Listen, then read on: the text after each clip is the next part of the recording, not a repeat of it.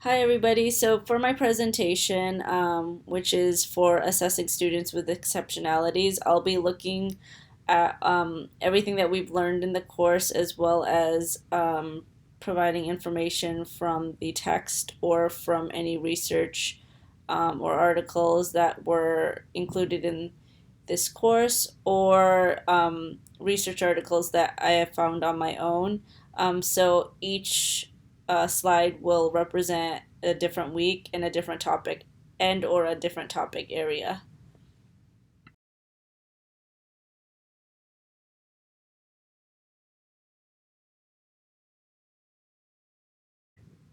So, if everyone remembers from week one, we looked at characteristics of children with disabilities. We also looked at assessment, RTI, accommodations that would help the student, so therefore services for the student.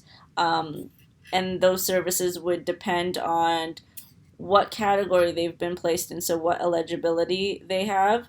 And on the screen, I have a screenshot from a form that is used in my district.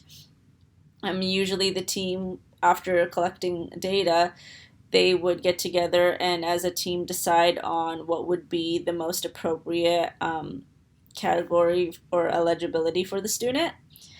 And under the Individuals with Disabilities Education Improvement Act of 2004, in order for a student to be provided with services, they must fall under one of these. And each of these are meant to, again, have different services for them. So, for example, someone who is having trouble with their speech, for example, speed and accuracy of reading passages, they might be under speech and language impairment. Um, Someone who scored lower than a 70 in the cognitive testing and is showing major adaptive gaps, maybe from a Vineland assessment, uh, may be categorized as intellectual disability or developmental delay unless they are older than the age of 9. Someone who is under OHI, which is other health impairment, may be having may be diagnosed with ADHD. So really, the services that are provided to each of these students, each student with each of these different types of disabilities, their services would cater to the areas most appropriate for that disability. Um, and then in the next slide, I'll go a little bit more into detail about the assessments used um, to help determine what eligibility is appropriate for a student who is being considered for having a disability.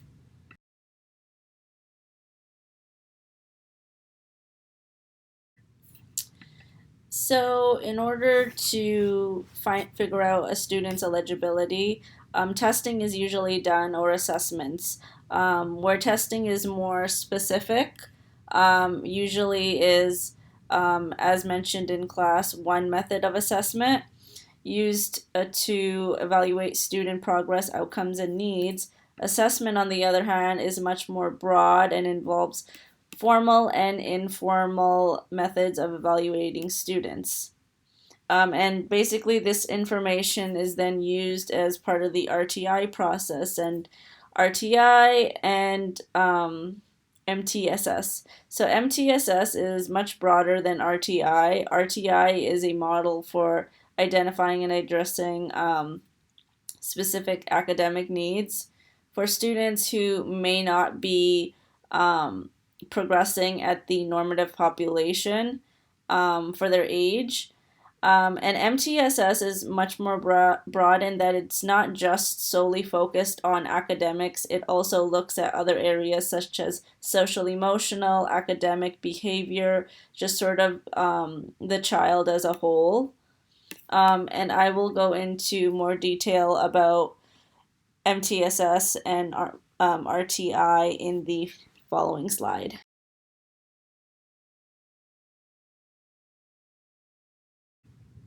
So, if anybody remembers, going back to talking about assessments, the historical model of assessment, which was also on our exam or a quiz that we did. Um, Basically discussed the more traditional form of assessment and how it was done, which basically would be the teacher noticing a student as having difficulty either through visual observation in the classroom or through homework. The student may not be progressing at the same rate as other students in the classroom. Secondly, specific deficits that appeared to be the cause of a student's difficulty were identified. Um, Third, student was referred to a multidisciplinary team who evaluated the student. So um, before the student gets evaluated, the team would get together with the data that already exists and determines whether or not the student needs to be evaluated. So then the student does get evaluated if the team decides on that.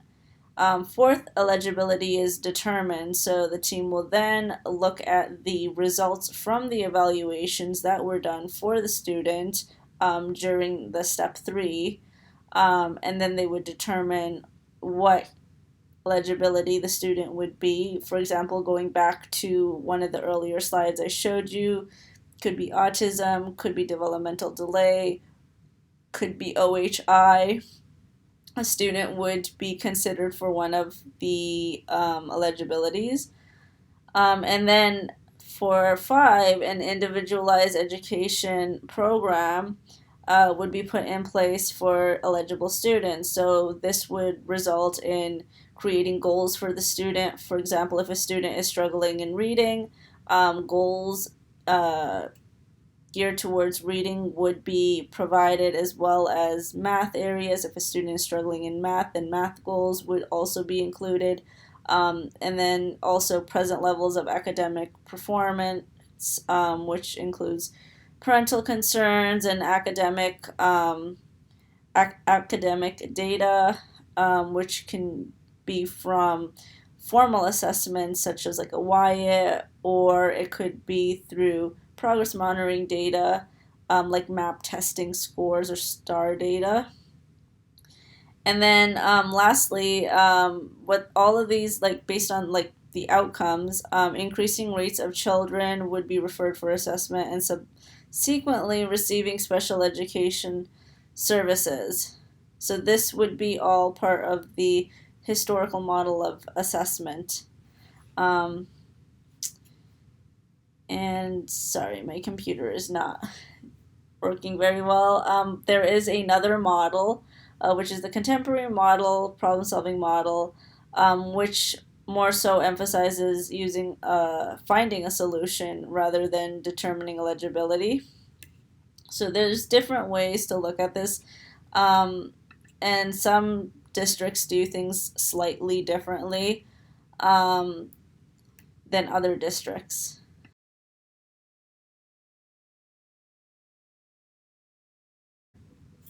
All right, so what exactly is the difference between the historical model and the contemporary model? So I'm not going to go over the historical model again, just because I just talked about it on the previous slide, but just to go over it quickly, the historical model is basically more traditional. It's the referral process is different from the contemporary process, and it involves more team determination with eligibility. Whereas the contemporary model, multiple assessments and interventions are used before referral and evaluations are brought up. It's more solution based, and the interventions can vary.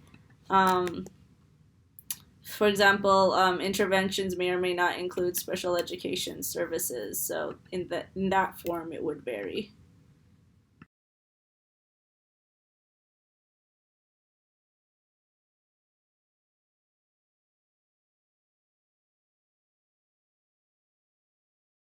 So during the second week, it was just a continuation of our first week, but this time we focused more on the 3-tier model, as well as going more into detail about the issues with disproportionality.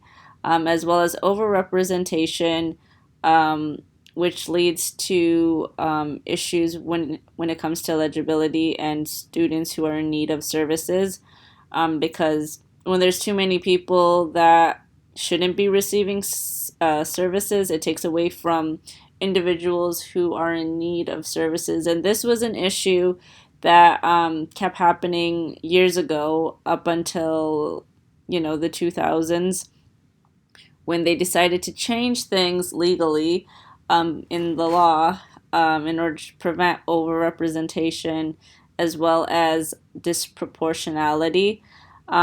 But before I go into detail about that, I want to talk about the three-tier model and what exactly that is. So the three-tier model, it's basically, that's what it is. It's made up of three tiers, and each tier represents a different area. So it involves, as you progress through each tier, there's more intensive intervention. So progress in core academic subjects of all children should be monitored routinely. And this is more universal, so universal screening, which usually is 80 to 90% of students. Students who are struggling and are not working at the same level as their peers and may require, whether that's behaviorally or academically, may require more intensive care, might move into tier 2, which is 5 to 10%. Students who experience difficulty when compared to their peers are considered to be at risk of academic or behavioral problems and then receive tier 2 interventions. And some examples of tier 2 interventions could be small group for reading, which is an intervention that's used a lot at my district. Um, Usually there's about 8 students with one case manager, so that would be an example of tier 2. And then there's interventions that you can consider as tier 3 and tier 2. Um, tier tier 3, which is the most intensive, the student receives the most intensive interventions. This is for 1 to 5%. So this is more like one-on-one, as well as higher in frequency. So the student will be checking in and working with, for example, a case manager more often. It's more individualized, so it kind of helps the student have that attention that they might need. It'll also help keep away from distractions, but that is usually for a student who is still not making progress at tier 2, so they would have to move into tier 3. And then that's just like a brief summary of the 3-tier model. So in the following slide, I will show you an example of the upside down cone. People use different names for it. And that would be like a representation of what the 3-tier model looks like, in terms of like how interventions are given to different students with different needs.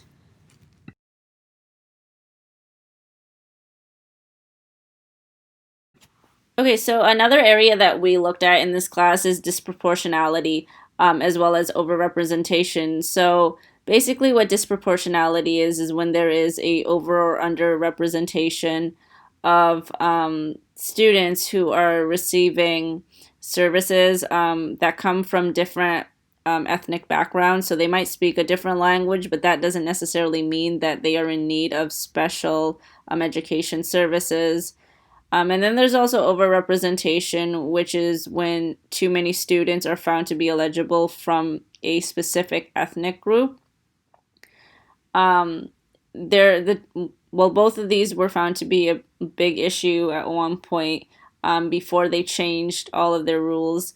But this was an issue, I think, in the 90s, where there would be a constant like overrepresentation of specific ethnic groups, or there would be like a complete under or overrepresentation of certain groups and certain students receiving special education services, which not only takes away from students who actually need the services, but also stretches the school or district's resources because it's being given to students who aren't actually in need of receiving those services. They might just speak a different language. So sometimes when you do assessments, they have like assessments that use multiple languages. I know that like a lot of assessments have an alternative, which is like a Spanish version. And sometimes if you have a student who is Spanish and doesn't speak, their first language is not English, they may perform very poor on the English version. But then on the exact same test, they might perform really well on the Spanish version. So if you were to not do the Spanish version and you do the English version only, you know, in the past, people would just assume, oh, that student is struggling. They're not performing well academically, and this is specifically for, you know, areas that look at not just reading, but like reading comprehension, for example, like how they answer questions. Um, but then when you do the Spanish version, they probably will perform a lot better. So that doesn't necessarily mean that they have a disability, it's just they speak a different language.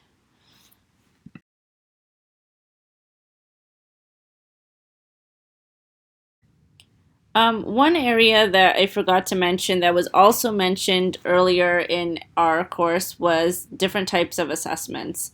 So again, assessments are more broad than just testing, and they could be informal or formal. And some examples of assessment types include informal assessments, which can be a teacher making a specific like type of assessment that they've done. There's also CBM measurement, which measures progress of a specific skill against an aim line. So some examples of CBM data include Dibbles, AimsWeb. My district usually uses AimsWeb, but some people may use Dibbles. And then students are screened in the fall and the winter time during specific times of the year. And the time in between, progress monitoring occurs. So while the students who are needing extra help are provided with interventions, that data is collected throughout each week, and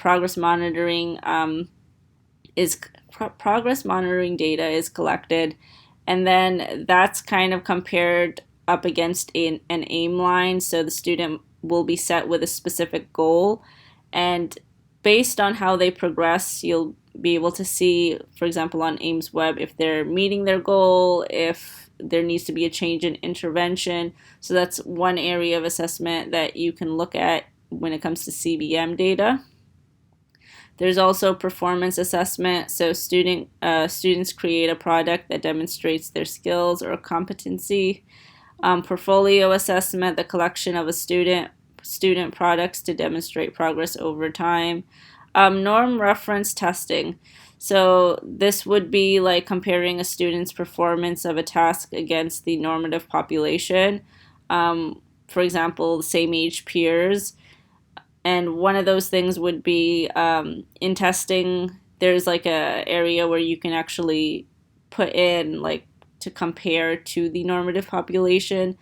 And then there's also standardized tests, which are more structured, more formal, with the scoring and the format, and you would interpret the results differently a little bit.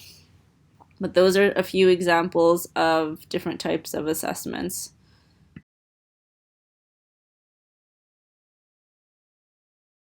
So next I will be talking about the laws, ethics, and standards used in the school system. I'll start with IDEA. So IDEA is IDEA stands for Individuals with Disabilities Education Act, and the point of IDEA is to make free and appropriate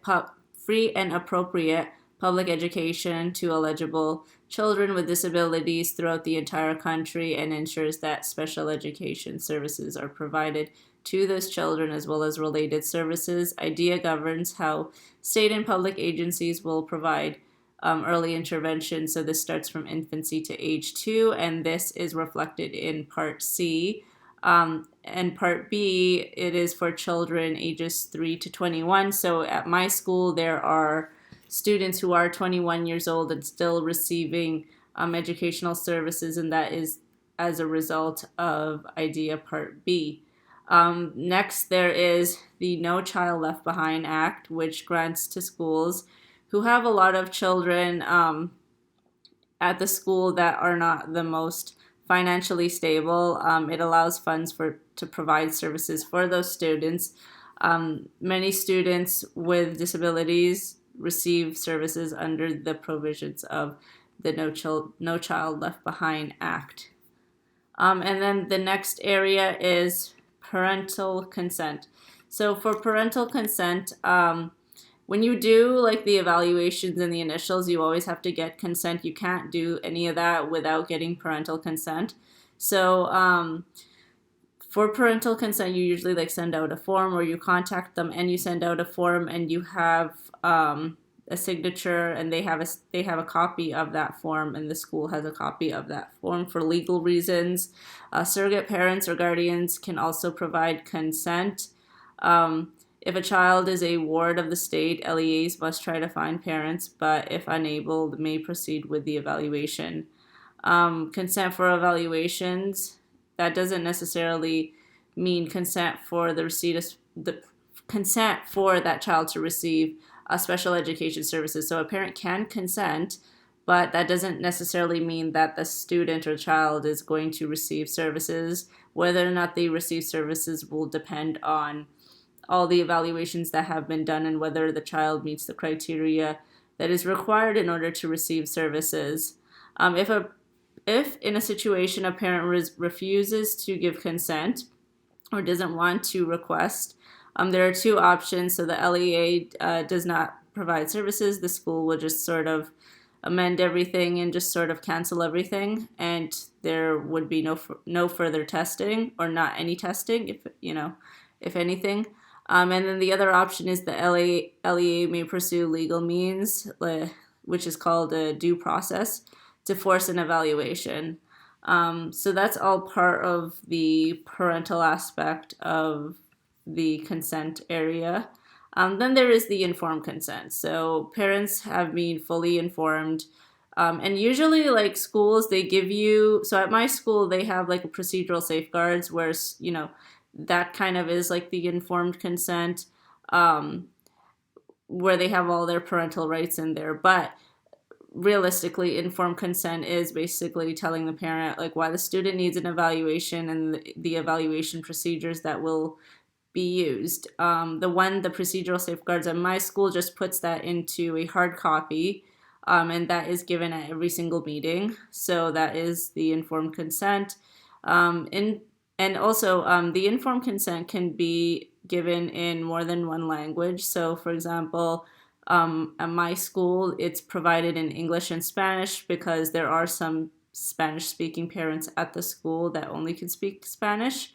Accommodations must be made for parents with hearing or visual impairments. So I haven't run into any situations like that at my school, but if you are in a school where that is needed, then there needs to be accommodations made.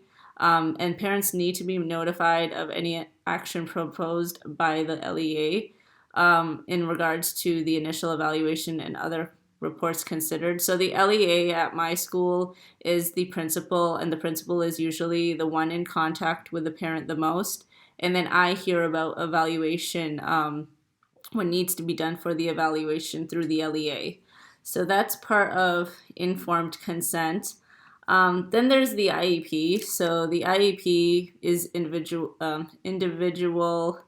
educational plans. So students receiving services have this, and the team comes together and to go over the evaluation, and then they go through goals for the students. They go through accommodations for the student, placement for the student, minutes for the students that services are provided for. For example, some students may receive 300 minutes of reading per week and 300 minutes of math, for example, per week. So that would total to 600 minutes of special education. And in order to have all of this, a meeting is held. So at my school, there's multiple meetings for everything, but when it comes to the IEP meeting, it usually consists of the parent, as well as the student is also there if they're 14 and a half, um, as well as regular education teacher, special education teacher, so the LEA, which is usually the principal at schools, but sometimes if the principal's unavailable, they have someone else that signs up to be the LEA, that stands in place, and basically the LEA is responsible for most of the communication with the parent, as well as legal matters, and if needed. Sometimes there will be an interpreter, although I have mixed feelings about having an interpreter there because sometimes what is being said is not always um, translated in the way that you want it to be. So, unless you have a really, really good translator, it's not really that great of an idea. Someone to interpret evaluation results. So usually there's people that includes the school psychologist, social worker, nurse, other individuals who have knowledge of the child. So, for example, the general education teacher it already states general education teacher, but for example, other people could include like an aide that works with the child, and when appropriate, the child with a disability. So, like I said, 14 and a half and older, the child would be there, but if they're younger, then it would be just the parent. And then in terms of components of an IEP, so like I said, every child who is receiving services will have an IEP. And the IEP consists of different components, which I already mentioned. Includes like accommodations, placement, goals, as annual goals, long-term goals, how the student is progressing, what interventions they are using, as and that includes like CBM data. So, for example, if you use Ames Web, you'd be using that would be CBM. Any observations made, reports, psych evaluations, social worker type of that assess for social emotional status reports, and present levels of performance, so academic and functional performance as well. So the IEP is made up of a bunch of different areas, and you kind of work with the parent in terms of what the goals are, how you want the student to progress, what your expectations are, and you discuss that with the parent at the IEP meeting, just so the parent has an idea of any changes that are being made in the student's accommodations, interventions, and minutes in terms of receiving special education services. And then, a lot of people, they get these confused, but there is also something called the Section 504.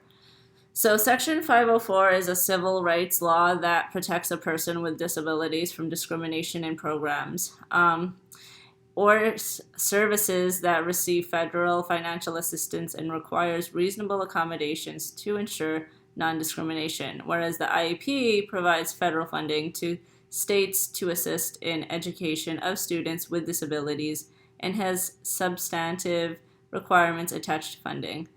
On the other hand, 504 takes a functional approach to eligibility.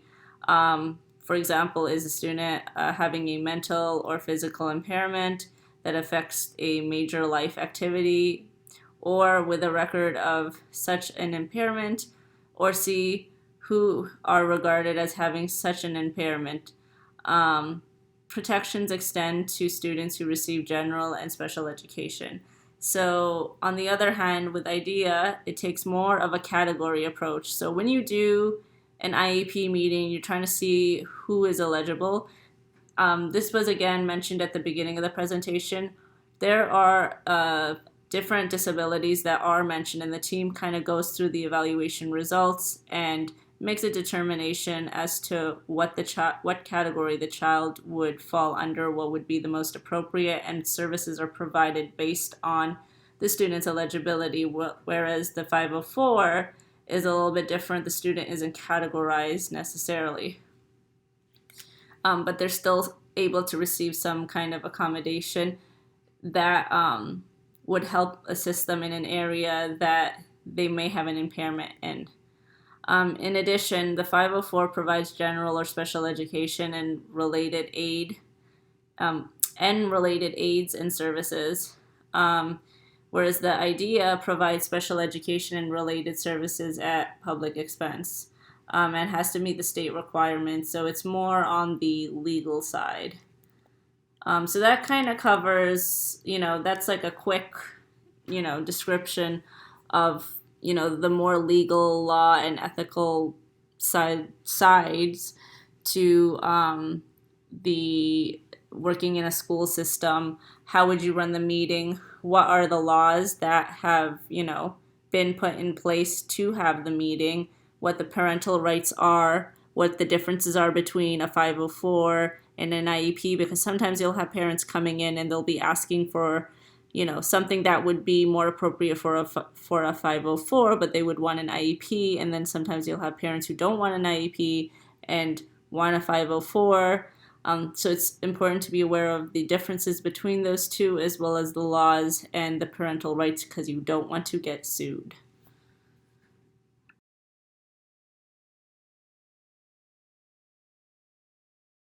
So now I'll talk a little bit about different statistics that are important to the educational field, and go into detail about why they are important, how they are used, and how they can be used when working with students and trying to analyze data.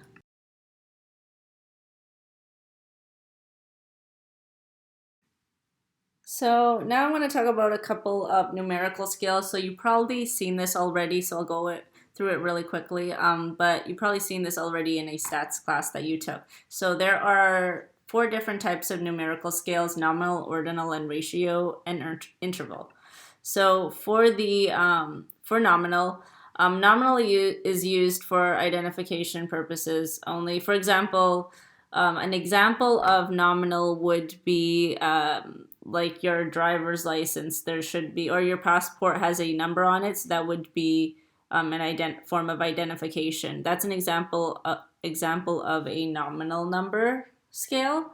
Next is ordinal, and basically you use this in a ranking system. So, for example, like a race, there's first place, second place, and third place. That would be an example of ordinal. It would be like as in the word itself, in order. So ORD, ordinal order. It would be the order of placement.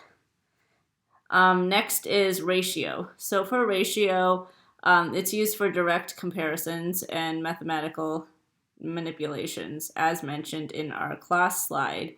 So for example, an example of a ratio would be when we do testing, sometimes there is a range. So that range is an example of a ratio. Another form of numerical scales is an interval. So an interval would be used for the identification of a rank greater or less than, for example, temperature on a thermometer. So the degrees would be one example of a numerical scale.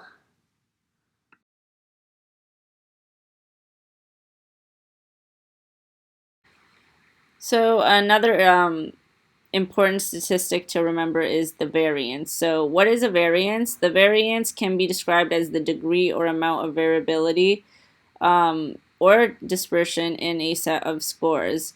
And in order to get the variance, there are different steps. There are 4 steps that you could take, which would be to subtract the mean from the data set from each score.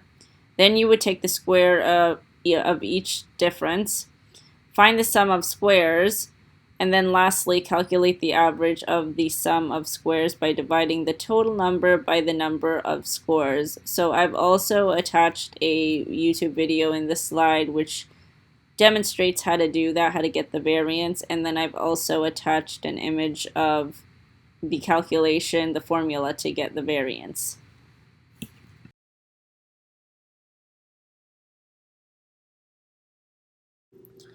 Now let's talk about standard deviation. So standard deviation is a statistic that measures the dispersion from a data set relative to its mean. It's calculated as the square root of variance.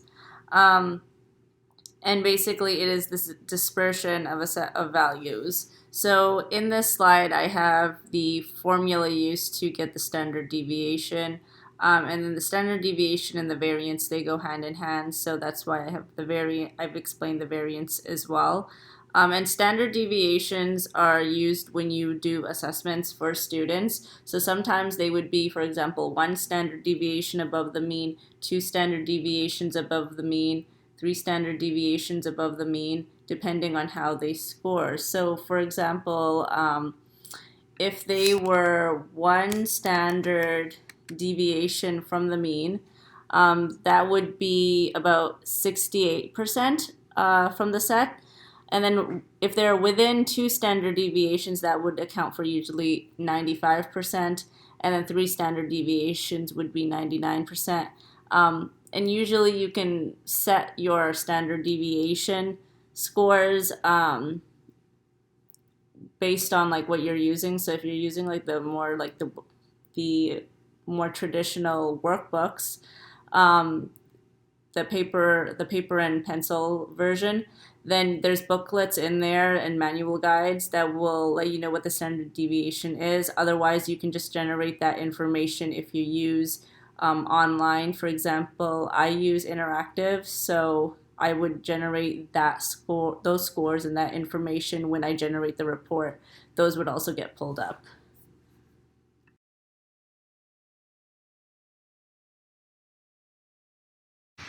So I also want to mention the importance of how a bell curve looks, because not everyone really understands when they look at a bell curve for the first time what it actually means. So a negative skew would be when the bell curve is more towards the upper right, whereas a positive skew would be more towards the upper left. It's usually like the bell curve is usually not perfect, and that really depends on how a student is progressing. And then that also would indicate that the mean, the median, the mode would look differently if it was positive or negative skewed. Again, depending on how the student performed. And then the other area is the percentile rank. So basically, the percentile rank is going to be kind of like it ranges from less than 1% to 99.9%. And then 50 would be the average. So it's basically a rank of each score on a continuum of normal distribution. An example would be so if a student gets a percentile rank of 25%, that would basically mean that the student performed 25% at the same level or better than same age peers. So that would be a percentile rank. It would basically be how they performed in terms of the normative population, but not necessarily comparing. It's more of a rank.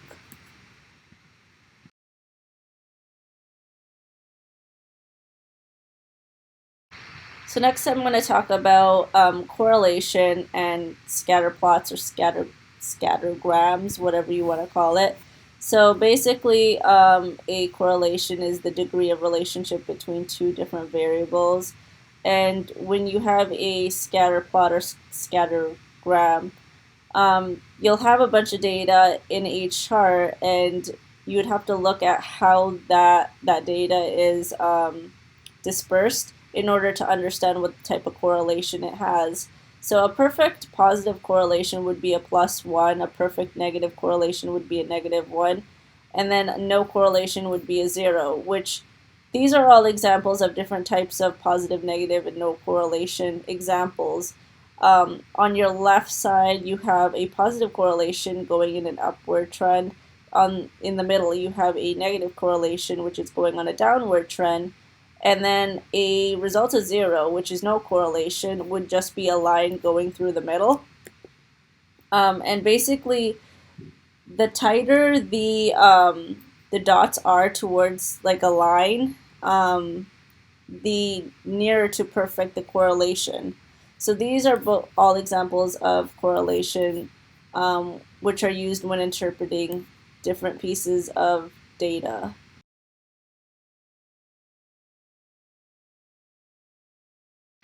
So next I'll talk about validity as well as reliability. So validity is basically the degree to which something actually is measuring what it's supposed to measure. Um, so for example, an example of validity is if something is meant to test for reading, then it should be testing for reading and not mathematics. Um, an example of reliability is if you get on a weight scale at in the morning time, and then you get on the weight scale in the nighttime, and you get on the weight scale the next day, and all three times your weight scale would result in the same response, then you can argue that that weight scale is reliable because reliability involves consistency in scores and consistency in responses. So those are both used when it comes to interpreting data.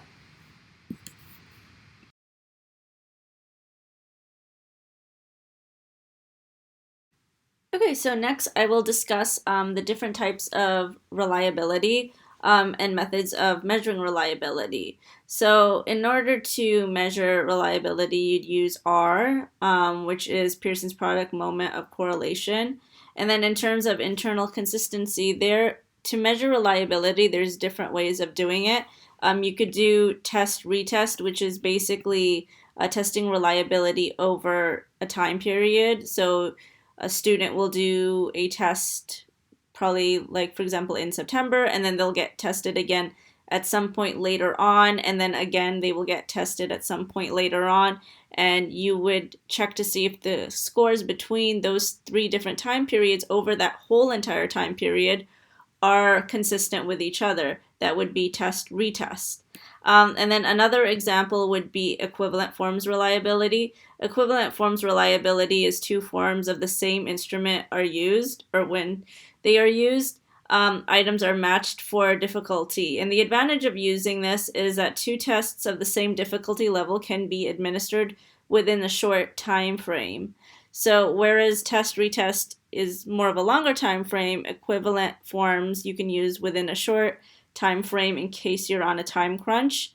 And another example would be split half reliability, which is basically you take all available items on a test and you divide them in half, and then you establish the reliability of half of the test with the other half of the test. And it does not establish reliability for the entire test. So those are just a few examples of different types of reliability that are used.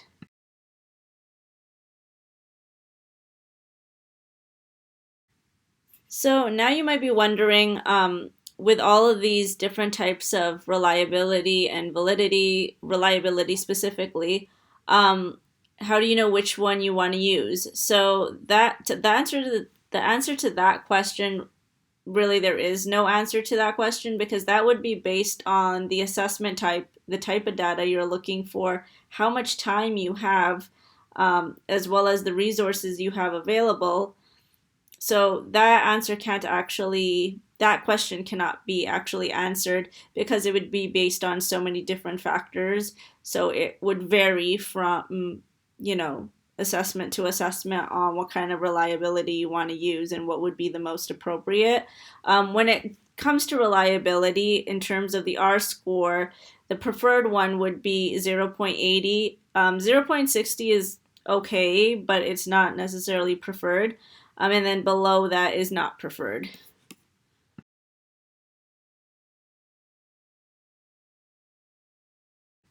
Now we'll talk about the standard error of measure, which is basically an estimate of how repeated measures of a person on the same instrument tend to be distributed around his or her true score. It's a method of calculating the amount of error correlated with the distance of the score from the mean and the group size. And for the further a score is from the mean, the greater the chance of error. A true score is always assumed to be nearer to the mean than the obtained score. And in order to get the SEM, there is a formula used, which I have on here. And you would, in order to get the SEM, you would need the standard deviation and the reliability coefficient. You would have to um, subtract the reliability coefficient from 1 and get the square root with the standard deviation in order to get the standard error of measurement.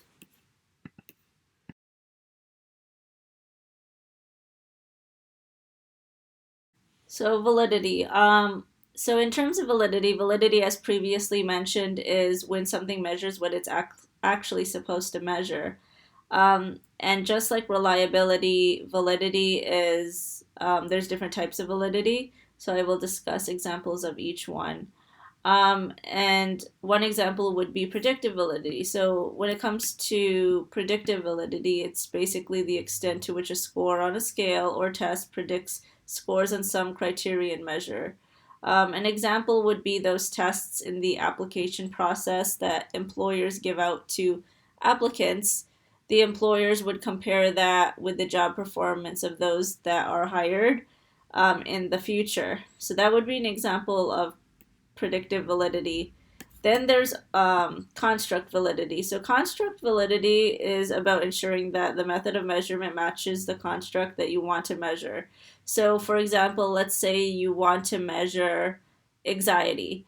So because anxiety is not it's something easy to observe, because not everyone displays anxiety behaviors, and while with some people it's more obvious or visible, with others it's more difficult. You'd have to understand different components of anxiety. So if you want to develop a questionnaire to diagnose anxiety, you would need to know, um, does the questionnaire really measure the construct of anxiety? You'd have to know the symptoms of whether or not it's actually something else. So basically, you're focusing on the construct. Then there is content validity. So let's say, for example, a teacher gives out a test, like a pop quiz, um, like every Friday. And the pop quiz is based on the content of that week. That would be content validity. So is the pop quiz actually testing you on what has been taught in the classroom that week? And then there is criterion related validity. So criterion related validity is basically when you ask, do the results correspond to different tests on the same thing? So an example would be a professor who gives his students a math test, and he wants to test the criterion validity. So he brings in another test that tests in the similar criterion, and he would give that test to the students as well, and then he would compare and contrast between both tests. Then there is concurrent validity. So concurrent validity is basically when you take two tests, well, two tests are given in like a short time period, and it can be done within the same day, and then the tests are compared and contrasted together.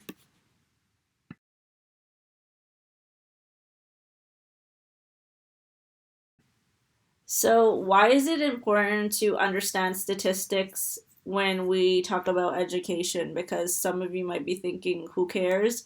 The reason why it's important is because when it comes to assessments and it comes to assessing students, especially students with different learning disabilities and are in need of different services, you need to understand what kind of assessments you are using and what kind of test measures you are using, because they have to fit the needs of that student. So, for example, if you have a student who can't speak English, for example, English is not their first language, or actually, forget that, you have a student who is nonverbal. You're not going to give a verbal test to a student who is nonverbal, because that would change the validity of the test. So you'd have to use something like the C-Tony to do a cognitive assessment of a student who is mute or nonverbal, which is why it's important to understand reliability and validity. And not only that, but it also depends on the resources of your district and school.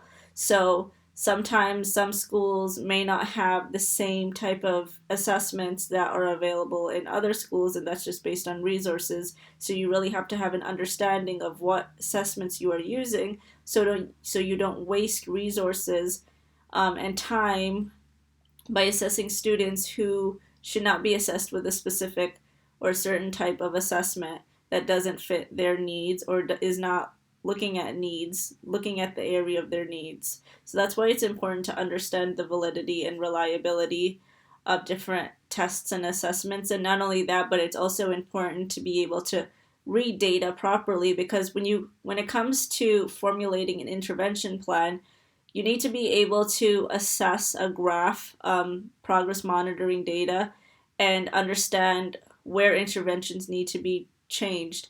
So if you can't read the graph and how progression is made, for example, using scattergrams or scatter plots, then you'll have a difficult time coming up with an intervention. And not only that, but you'll have a difficult time being able to assess whether an intervention is actually working or not, because whether an intervention is working or not is based on how a student is progressing, which is revealed in progress monitoring data, which the assessor and the team should be able to read.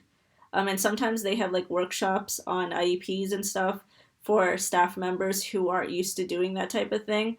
But that's really important, and that's why validity, reliability, and statistics is very relevant to the educational field when dealing with children and working with children with different learning disabilities who have different needs.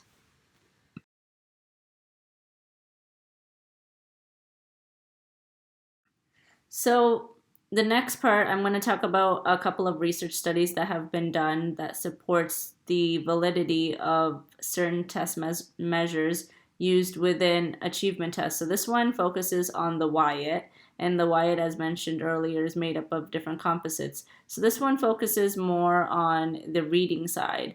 So we know that the Wyatt does look at oral language and reading skills, but not very much, according to this study, is known about its effects on reading comprehension. So what they did was they took a group of 456 students, which were divided into two groups, one for model construction and then the other one for testing.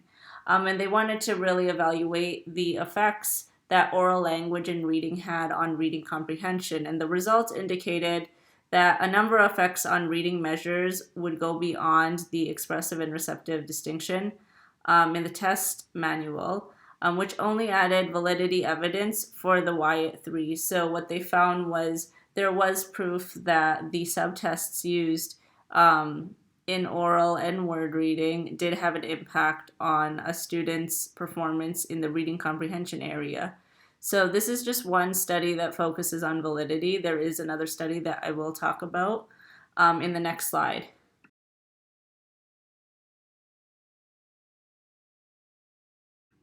So in the second research study, this focuses more on the validity of the Peabody Picture Vocabulary Test, third edition. And what they were trying to do is look to see whether or not it is reliable. It's a reliable test to measure intelligence and achievement as a screener for individuals who are low SES. And the population they used is 401 students that are African American that come from a low socioeconomic status. They used a counterbalance design.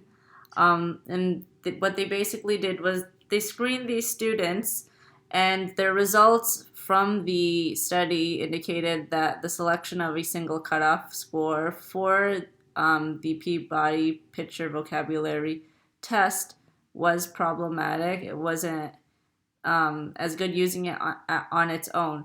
So the purpose of the screening program should be a guide selection of a cutoff score for the PPVT3. They were just trying to see how, this type of test would work, this specific area in the test would work as a screener for intellect. And what they found was that there could be some improvements made, which is what they recommended in the study.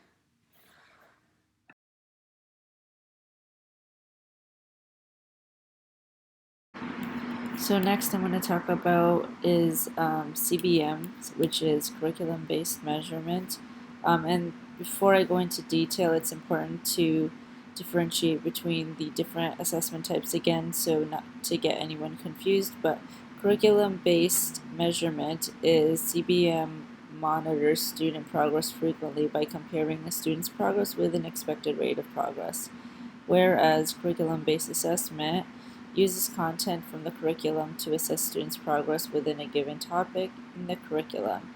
CBA is considered an informal assessment. CBM is considered a formative type of evaluation. So there's also different types of CBM data. So for example, one of them would be um, reading curriculum-based measurement, which you basically give the student probes, for example, ORF, which is oral reading fluency, which tests for reading fluency, speed, and accuracy, and you would calculate the words correct per minute. And usually the probes are about 1 minute long, and you would use that data to assess student progress by comparing the student's progress with an expected rate of progress.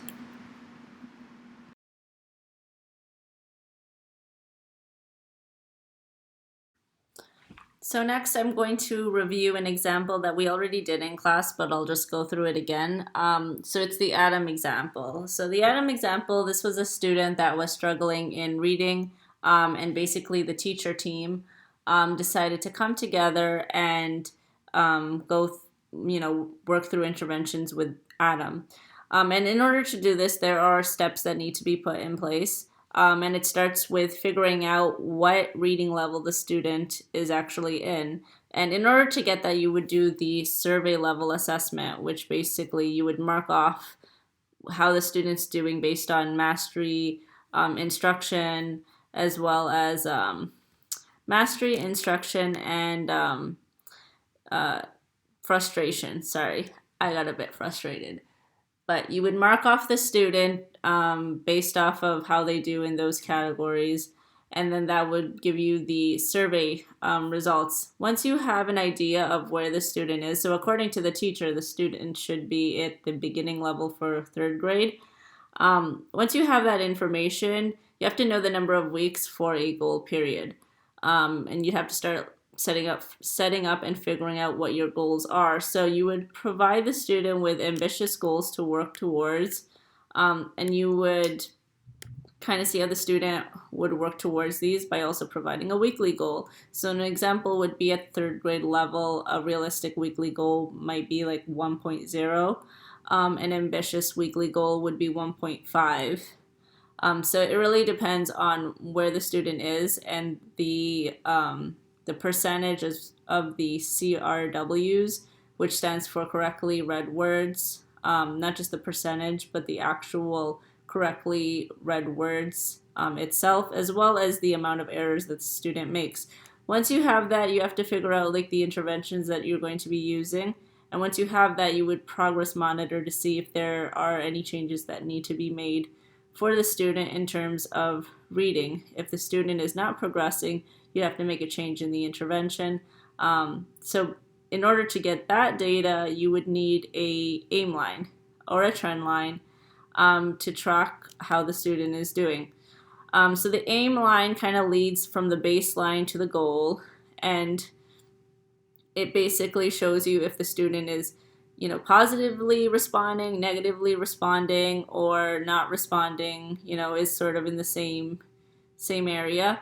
So that is just kind of part of what we did with Adam. We would review through the survey what his reading level is. Then we would get baseline data once we have that information of what his reading level is supposed to be.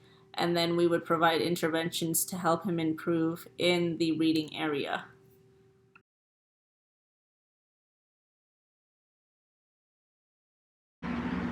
So now we're going to go into a different type of assessment, which is academic achievement tests. So academic achievement tests are frequently used in schools. They are meant to evaluate areas of different academic achievement areas. This could mean math, reading comprehension, basic reading skills, math calculations, math problem solving. So it's more school subject based. And some examples of achievement tests include the Peabody Individual Achievement, the Woodcock-Johnson 3 Test of Achievement, which is one that I've used.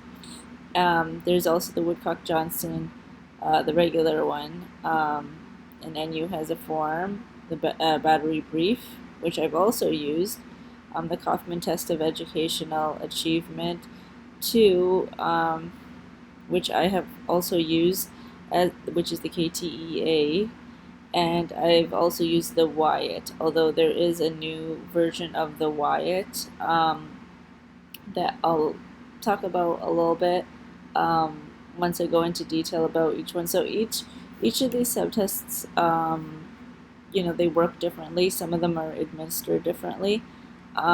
Some are administered through tablets, some are administered through paper and pencil, some of them are done through Q Global when you put your information in there to generate the scores.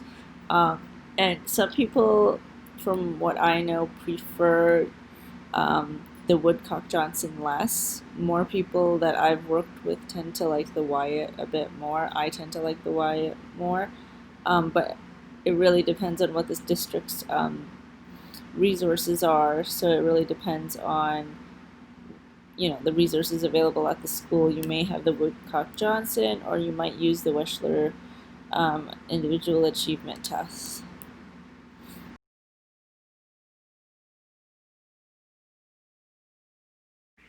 So one example of an achievement test is the Woodcock-Johnson achievement test, which is made up of several different subtests. Each subtest focuses on a different area.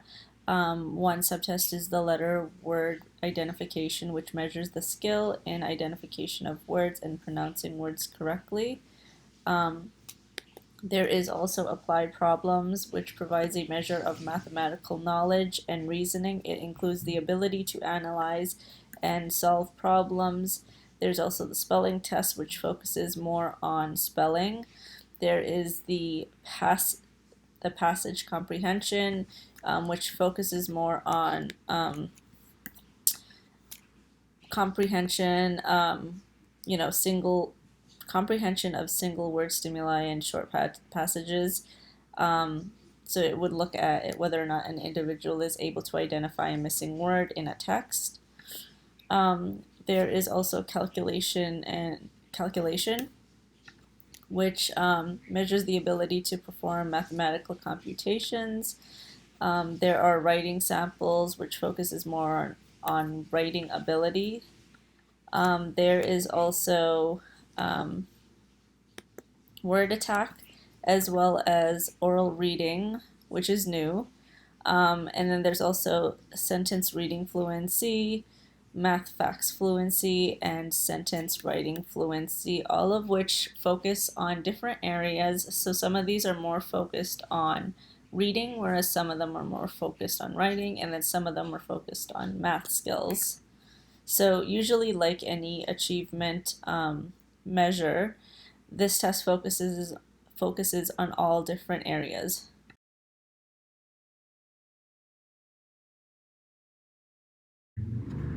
So the Kaufman test of educational achievement is another version of an achievement test which focuses on reading, math, written language, as well as other areas such as decoding, sound symbol, oral fluency, as well as reading fluency.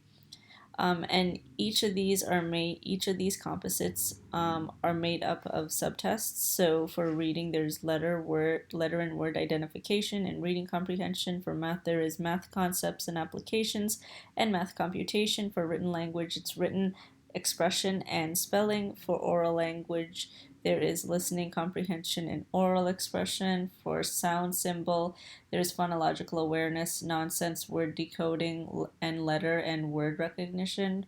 Um, for decoding, there is letter and word decoding and nonsense word decoding. For oral fluency, there's associational fluency and naming fluency.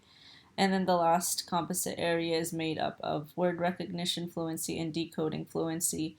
And usually, when you administer these tests, generally people administer the reading subtests as well as the math subtests and the written language subtests. And then sometimes, if there is a specific area of concern, such as decoding, then that will also be assessed as well. But typically, it looks at areas of reading, math, and written language. And the student is evaluated on these areas to see how they are doing.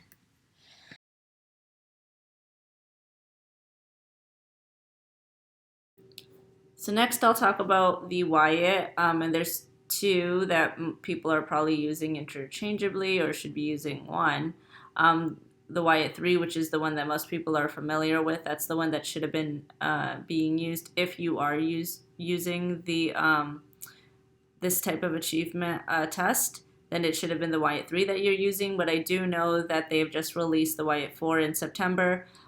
You can use the Wyatt 3 up until a year, and then after that, you only could use the Wyatt 4, which has updated norms, updated information, as well as additional subtests, as well as additional composites. So I'll start with the one that everyone is most familiar with, which is the Wyatt 3. I will go through the subtests as well as the composites. So the first one is the oral language composite, which consists of listening comprehension and oral expression. So how is the student listening to direction? How are they expressing themselves? Next one is total reading, which consists of reading comprehension, word reading, pseudo word decoding, oral reading fluency. And if you're administering these subtests to like a first grader, someone younger, then you would only do reading comprehension, word reading, and pseudo decoding. Next composite is basic reading, which consists of word reading and pseudo word decoding, which you basically say a bunch of words. And then for pseudo word decoding, you say a bunch of non-words. Next composite is reading comprehension and fluency. So for this one consists of reading comprehension and oral reading fluency. You do not give this to children who are below the grade 2. You would give this to students who are between grades 2 and 12. Next is written expression. This is not applicable to pre-K kindergarten students. Pre-K, sorry. And it consists of, so depending on age, so for kindergartners, you would give the alphabet writing fluency subtest as well as spelling. For first graders, it's the alphabet writing fluency, sentence composition, and spelling. And then grade 2, alphabet writing fluency, sentence composition, spelling. Grade 3, alphabet writing fluency, sentence composition, essay composition, and spelling. And then from grades 4 to 12, sentence composition, essay composition, and spelling. So for the sentence composition, it consists of how a student is able to construct building sentences using words that are mentioned in the booklet. For example, the word in, how would they use the word in a sentence, and they would write that down, as well as sentence combining, so combining 2 or 3 or 4 sentences. For example, the car goes fast, the car is red. A student would write something, or is expected to write something such as the red car goes fast. Then there is the last two subtests focus more on math in the original, and it's the same way in the new one as well. So it is mathematics. It's not applicable to preschoolers, but you do administer it to kindergarten to grade 12, and it consists of math problem solving and numerical operations, which is more based on real life math problems that a student would face in the real world. And then the last composite is a timed test. It consists of 3 subtests, and it is math fluency. So each subtest is 60 seconds. It consists of an addition subtest, subtraction, as well as multiplication. You don't give the multiplication usually to someone who's really young, but for older students you do. And each one is 60 seconds, so they just go through all of them as much as they can and answer as many as they can. under 60 seconds. So that is that covers the Wyatt 3. So now I'm going to move into the Wyatt 4. So for um, the Wyatt 4, similar to the Wyatt 3, consists of different composites that are made up of different subtests. So I'll just briefly go through them. One of them is total achievement, which looks at word reading, reading comprehension, spelling, essay composition, math problem solving, and numerical operations. It consists of subtests that range from math to reading to writing. So it has a little bit of everything, which is why it's called total achievement. The next composite is reading, and it consists of word reading as well as reading comprehension. Next area is written expression, so similar to the original, consists of spelling, sentence composition, and essay composition. Same rules apply for all of those subtests. And then the next one is basic reading. So there was a basic reading in the original as well, except here the subtests are a bit different. There is a new one. So the originals are pseudo word decoding and word reading, which is the same ones that were used in the original, but the additional one here is phonemic proficiency. And if you're focusing on reading area, it's just a little more specific now with the addition. The next area is decoding, which actually consists of the same subtests for basic reading from the Wyatt 3. So it's pseudo decoding as well as word reading. Next area is reading fluency. Reading fluency is made up of oral reading fluency, orthographic fluency, decoding fluency. Then the next composite is this exact same as the one from Wyatt 3, so I'll just go through it. It's math fluency, consists of addition, subtraction, and multiplication. Same rules apply, each one 60 seconds. The next composite is phonological processing, which consists of pseudo-word decoding and phonemic proficiency, which is new to the Wyatt. And then there's the orthographic processing, which is also new, and it consists of orthographic fluency and spelling.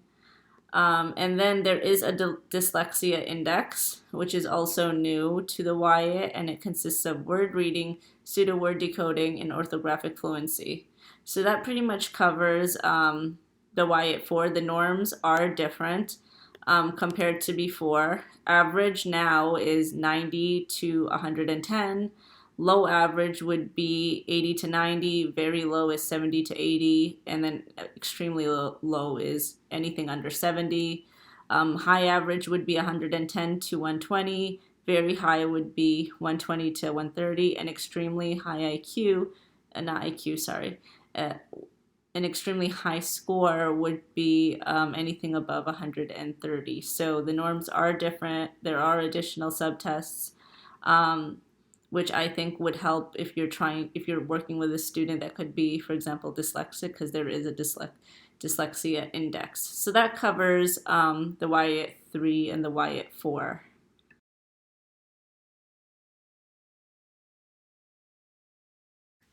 Next achievement test is the Peabody, which has 4 easels. So there's volume 1, 2, 3, and 4. And the subtests are general information, reading recognition, reading comprehension, mathematics, spelling, and written expression. So just like the previous achievement tests, the main focus of the Peabody is the reading, math, and written sections.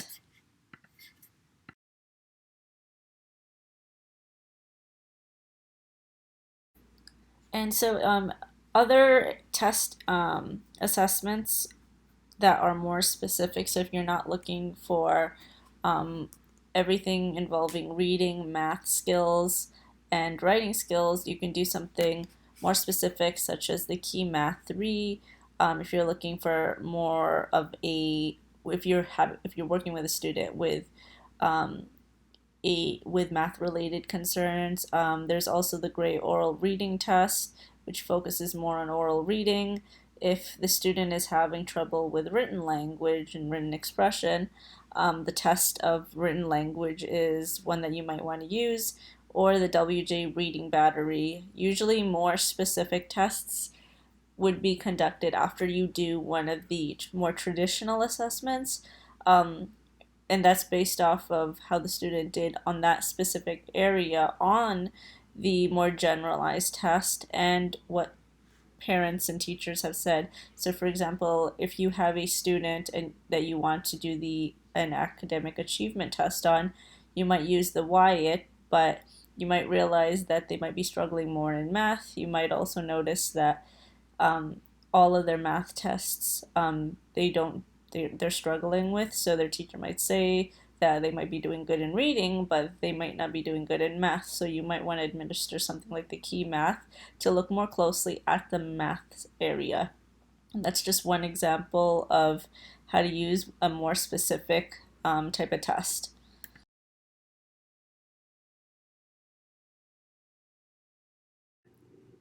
So next, I will be talking about reports and interpretation. So specifically, interpretation of evaluation results and how to set up a report. So everyone sets up the report differently, and what I wrote here is a really, really basic version of what I actually do.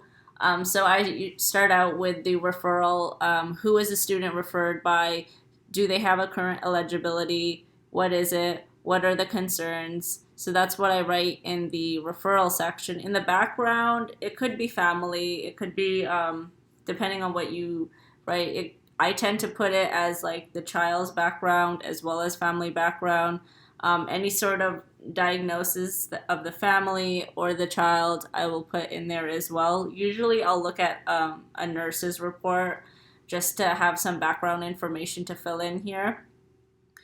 Educational background. So if this is a reevaluation and a reevaluation is done every 3 years, then the student should have had a reevaluation done before that, or at least an initial. Has to be one or the other.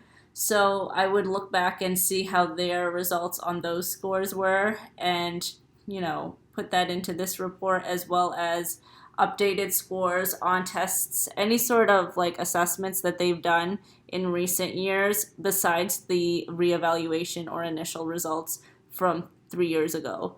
That information would go in under educational background, as well as any concerns from the teacher or case manager that works with the student and provides services for that student, as well as progress.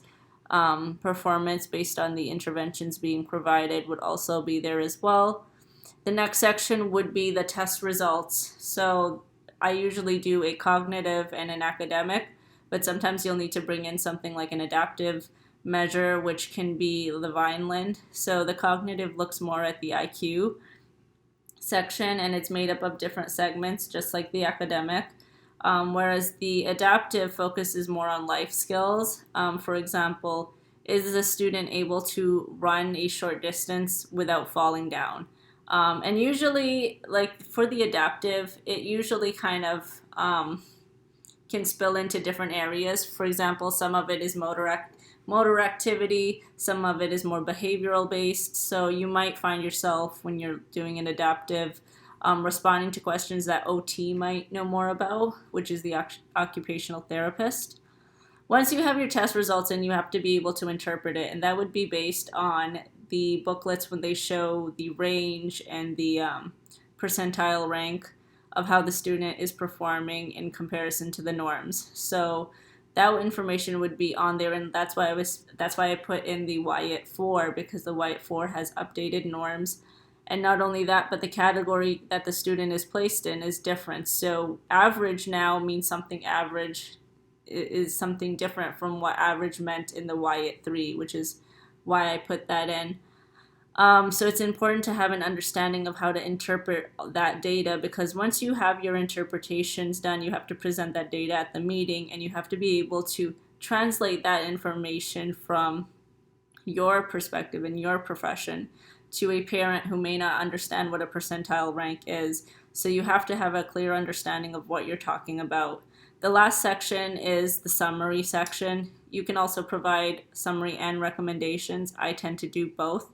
Recommendations, usually I work with the case manager because they have access to more interventions than I do. Then I would summarize how the student is performing and discuss how the team will be figuring out a placement for that student based on the results of the entire meeting as well as everyone's evaluation. So this is sort of how the reports are set up, but everyone has their own way of doing different type of reports.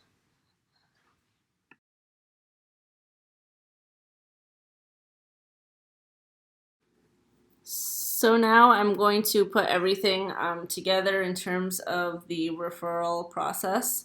So everything starts with a referral. The referral source or parent suspects the child is having a developmental issue. For example, a teacher might make a referral. Sometimes you get requests from parents for evaluation too. Um, and make sure, if the parent is not the one requesting, and make sure that you inform the parents about these concerns. The next area is the initial services. So provide information about IEP, inform the family of their rights. Usually that's given in paperwork as well. Review evaluations, obtain any sort of like bill Medicaid, especially if it's an initial. Then there's the evaluation area, which you would sit with the team and go through the different eligibility categories and make a sound decision on what category would be most appropriate. And then there's the IFSP meeting, which the family identifies desired outcomes, early intervention. I don't really think they do. We don't call it IFSP meetings at my school. Um, then there's also such thing as early intervention services, which this is for toddlers, usually in the preschool room as well. And it offers nutritional services, speech language services, health services, service coordination, social work services. Although at my school, we do include the social worker, but she usually doesn't, like most of the time, there isn't too many issues, at least with with the children that we've worked with. Also, some parents might use the assistive technology devices and services, audiology, and there's also family training sessions. And then after you would review the information later on and make decisions. So that comes in the annual review section. So every 6 months, there is a annual review and there's a decision made of whether to continue, add, or modify any changes in terms of outcome strategies. So this is for the interventions. And usually at my school, the case manager participates in the annual reviews and also the transition planning. So planning for students who are transitioning in and out of the school, transitioning in and out of programs. They would also do the transitional process as well.